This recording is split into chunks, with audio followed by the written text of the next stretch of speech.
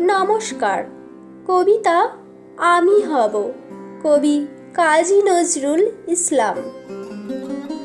আমি হব সকাল বেলার পাখি, সবার আগে কুসুম বাগে উঠবো আমি ডাকি।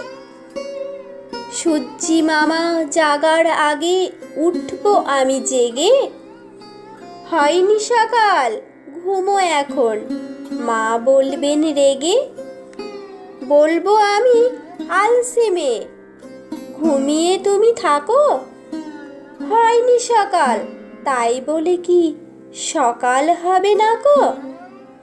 আমরা যদি না জাগি মা, কেমনে সকাল হবে?